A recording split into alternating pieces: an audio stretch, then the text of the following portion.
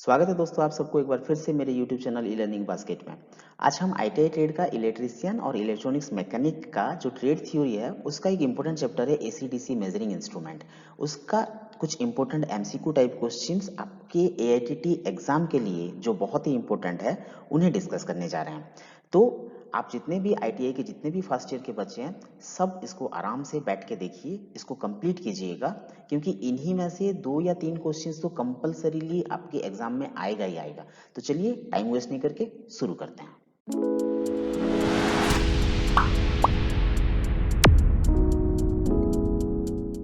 तो चलते हैं क्वेश्चन नंबर 1 पे।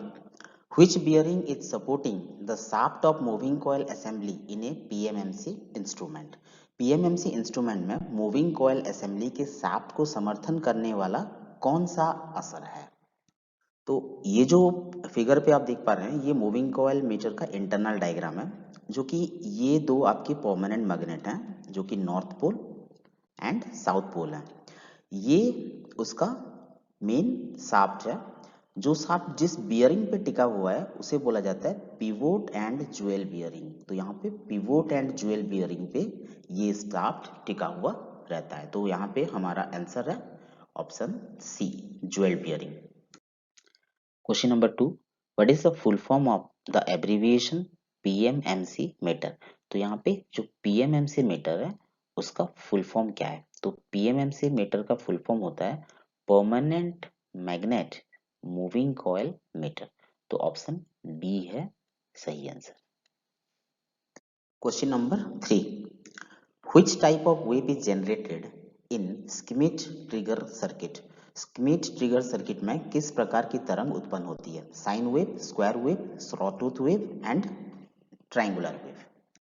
तो जो स्मिथ ट्रिगर सर्किट होता है वो बेसिकली वहां पे ओपम IC 741 का हम यूज करते हैं। ये बेसिकली एक कंपैरेटर सर्किट है जो कि पॉजिटिव फीडबैक के ऊपर काम करता है। इसके अगर इनपुट में अगर आप कोई भी रेगुलर शेप और इरेगुलर शेप का अगर सिग्नल प्रोवाइड कर रहे हैं तो आपको V आउट में हमेशा एक स्क्वायर वेव मिलेगा। तो हमारा आउटपुट है एक स्क्वायर वेव। तो यहाँ पे आपका आंसर हो गया ऑप्शन बी, स्क्वायर वेव। चलते हैं क्वेश्चन नंबर 4 पे। Which electrode controls brightness of the image on the screen of oscilloscope? कौन सा इलेक्ट्रोड ऑसिलोस्कोप की स्क्रीन पर छवि की चमक को नियंत्रित करता है? Anode, cathode, control grid, focusing electrode. तो आपने देखा होगा ऑसिलोस्कोप पे जब आप एक सिग्नल को जनरेट करते हैं तो उसका ब्राइटनेस को बढ़ाने के लिए या तो कम करने के लिए आप एक नॉब रहता है, वहां पे इंटेंसिटी नाम का एक नॉब रहता है। आप इंटेंसिटी नॉब को कम या ज्यादा करके आप सिग्नल के ब्राइटनेस को कम ज्यादा कर सकते हैं। तो ये इंटेंसिटी नॉब किसकी वजह से रेगुलेट होता है? ये इंटेंसिटी नॉब कंट्रोल ग्रिड की वजह से रेगुलेट होता है। तो यहाँ पे आंसर है option C. Question number 5, which band is used for UHF in international telecommunication system? अंतरराष्ट्रीय दूरसंचार प्रणाली में UHF के लिए किस बैंड का उपयोग किया जाता है? Band 4, band 6, band 9, band 11। तो आपका यहाँ पे जो बैंड होता है, बैंड एक फ्रीक्वेंसी रेंज होता है। जैसे कि आपका ये डिफरेंट फ्रीक्वेंसी बैंड्स हैं, जो कि एक्सट्रीमली लो फ्रीक्वेंसी जिसको हम बोलते हैं ELF, जो कि 3 हर्ट्ज से 30 हर्ट्ज तक होता है। वैसे सुपर लो फ्रीक्वेंसी SLF जो कि 30 से 300 हर्ट्ज तक होता है। तो वैसे अल्ट्रा हाई फ्रीक्वेंसी जो होता है वो UHF वो 300 से 3000 मेगाहर्ट्ज तक होता है। और इंटरनेशनल टेलीकम्युनिकेशन सिस्टम में UHF को हम बैंड 9 पे रखे हैं। तो ऑप्शन सी है सही answer. Next question, which parameter is measured by A multimeter? कौन सा पैरामीटर एक मल्टीमीटर द्वारा मापा जाता है? Voltage, energy, frequency, time duration. तो जो मल्टीमीटर होता है, हम मल्टीमीटर का यूज मेनली 3 चीजों को मेजरमेंट करने के लिए यूज करते हैं। एक होता है आपका वोल्टेज, दूसरा होता है करंट, तीसरा होता है रेजिस्टेंस। अब वोल्टेज AC भी मेजर करता है, DC भी, करंट AC और DC, और एक होता है रेजिस्टेंस। तो यहाँ पे आपका ऑप्शन है voltage, option A. Question number 7, what is the name of the symbol marked X in the panel meter? तो यहाँ पे जो पैनल मीटर में X मार्क किया गया ये वाला सिंबल, ये क्या है? Moving coil meter, moving iron meter, hot wire instrument, moving coil with rectifier. तो आप अगर किसी भी मीटर पे ये वाला सिंबल देखें तो ये एक मूविंग आयरन मीटर है। तो यहाँ पे ऑप्शन है बी, मूविंग आयरन मीटर है सही answer. Question number 8, which torque is used in PMMC meter movement? PMMC meter movement में किस टॉर्क का उपयोग किया जाता है? Low torque, high torque, moderate torque, insufficient torque. तो टॉर्क क्या होता है? टॉर्क होता है ये एक टाइप का फोर्स होता है जिसकी वजह से एक वस्तु या कोई भी चीज अपने एक्सिस के चारों तरफ घूमता है, मतलब ये एक रोटेशनल मोशन क्रिएट करने के लिए सक्षम है। कौन? टॉर्क। तो जो पीएमएमसी मीटर मूवमेंट में कौन सा टर्क यूज किया जाता है?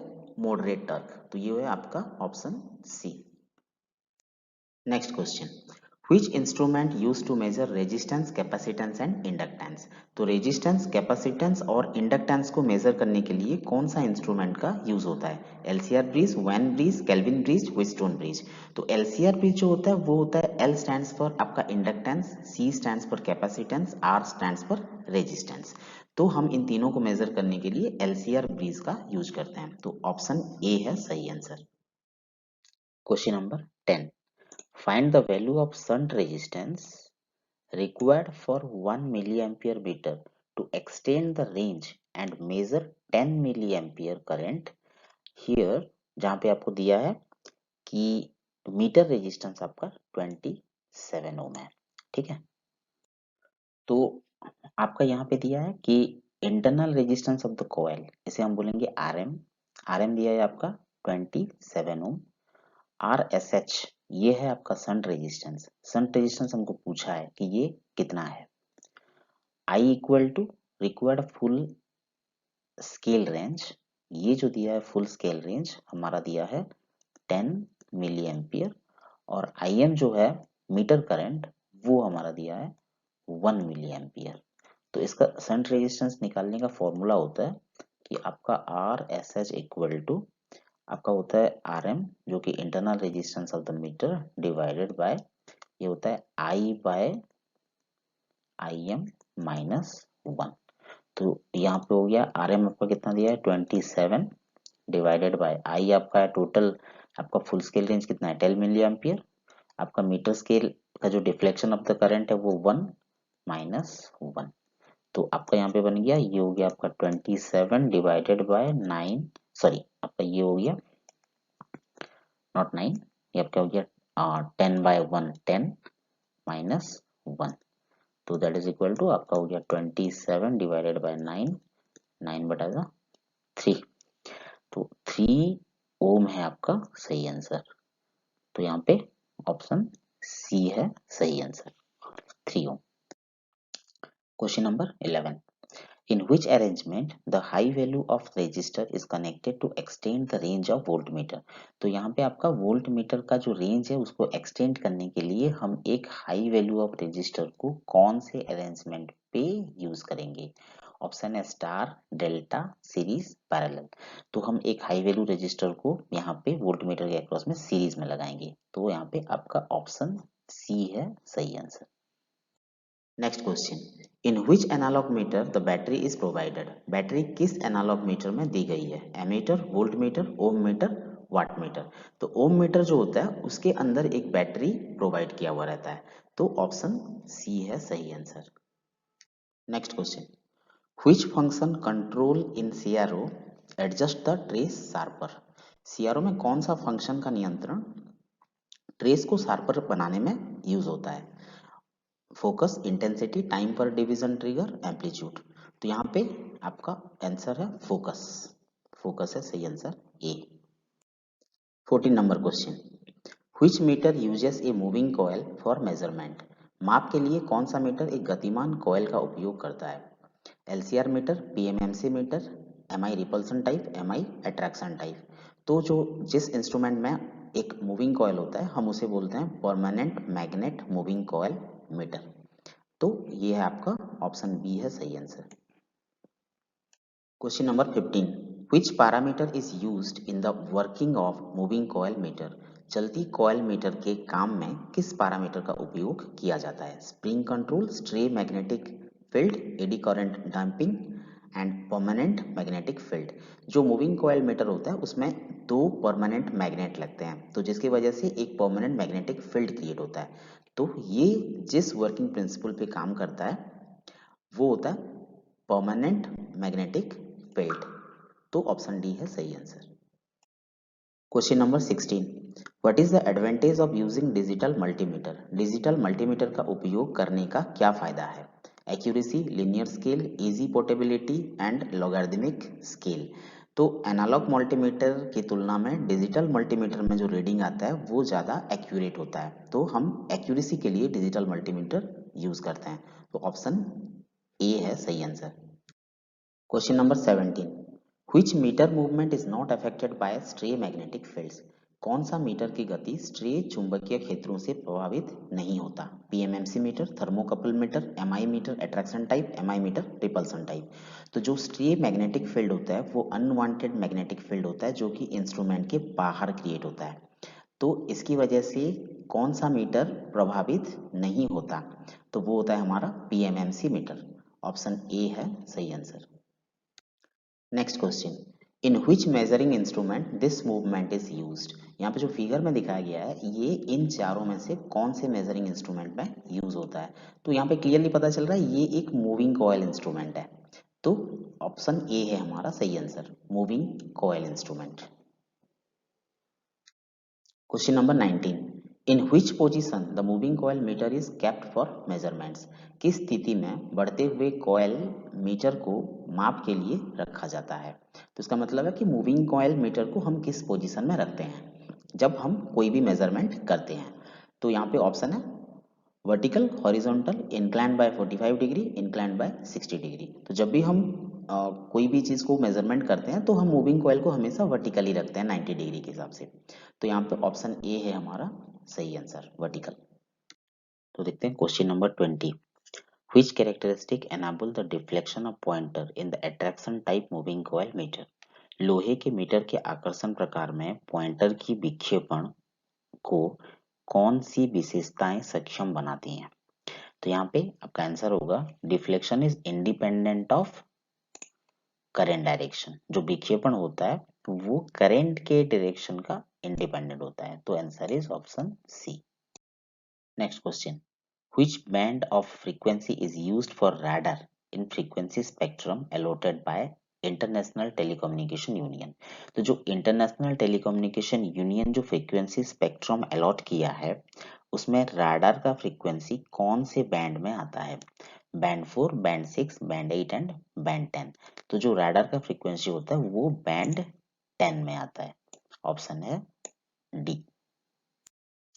Next question, which control is used in repulsion type moving iron instrument to keep the pointer at zero position? Pointer को मूविंग आयरन इंस्ट्रूमेंट में किस कंट्रोल का इस्तेमाल पॉइंटर को जीरो पोजीशन पर रखने के लिए किया जाता है? Spring control, air damping control, magnetic repulsion control, magnetic attraction control. तो यहाँ पे आंसर है स्प्रिंग कंट्रोल की वजह से हम पॉइंटर को जीरो पोजीशन पे रख पाते हैं। तो ऑप्शन ए है सही आंसर। तो चलते हैं next question, which frame is used for winding the coil of PMMC metre?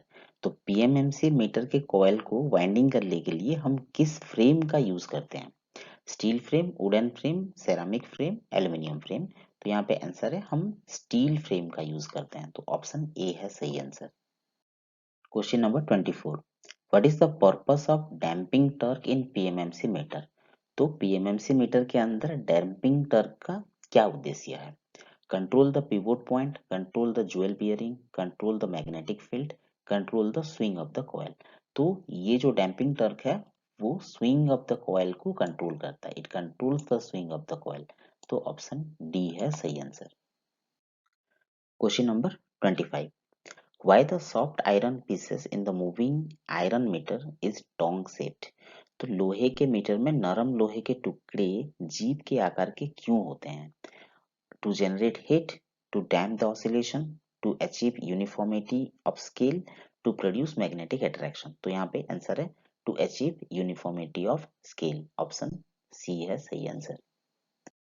Question number 26, how the sensitivity of voltmeter is determined? Voltmeter की संवेदनशीलता कैसे निर्धारित की जाती है?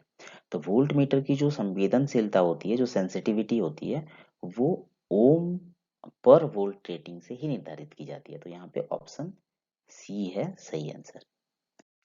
27 number question, what is the maximum test voltage of the moving iron meter? Moving iron voltmeter. तो moving iron voltmeter का सबसे अधिकतम परीक्षण वोल्टेज कितना होता है? तो इसका सबसे अधिकतम परीक्षण वोल्टेज जो होता है वो 2000 वोल्टेज का होता है। तो ऑप्शन सी है सही answer. Question number 28, what is the name of the procedure carried out to ensure the trustworthy standard of the measuring instrument? तो मेजरिंग इंस्ट्रूमेंट का जो ट्रस्टवर्दी स्टैंडर्ड होता है उसको हम किस प्रोसीजर से मापते हैं? तो ऑप्शन है calibration, range test, realignment, testing standard. तो इसको हम कैलिब्रेशन के स्टैंडर्ड में और कैलिब्रेशन प्रोसीजर में हम देखते हैं कि वो हमारा मेजरिंग स्टैंडर्ड और वो हमारा ट्रस्टवर्दी स्टैंडर्ड है कि नहीं कोई भी मेजरिंग इंस्ट्रूमेंट का। तो ऑप्शन है A calibration. Next question, how the accuracy of amplitude and frequency measured by CRO is checked? तो सीआरओ से हम एम्पलीट्यूड और फ्रीक्वेंसी और मापे गए एम्पलीट्यूड और फ्रीक्वेंसी का एक्यूरेसी हम कैसे चेक करते हैं? तो ऑप्शन है by sine wave signal, by function generator, by complex waveform, by built in calibration signal. तो हम by built in calibration signal के द्वारा उसका एक्यूरेसी को चेक कर सकते हैं। ऑप्शन डी है सही आंसर। तो दोस्तों आज के लिए इतना ही। आशा करता हूँ आपको ये एमसीक्यू सीरीज अच्छा लगा होगा। नेक्स्ट बार जब आप क्वेश्चंस को देखेंगे तो आप आशा करता हूँ कि आप ये क्वेश्चन समझ पाएंगे। तो जाने से पहले वीडियो को लाइक सब्सक्राइब कर दीजिएगा। तो मिलते हैं नेक्स्ट वीडियो में, तब तक के लिए थैंक यू।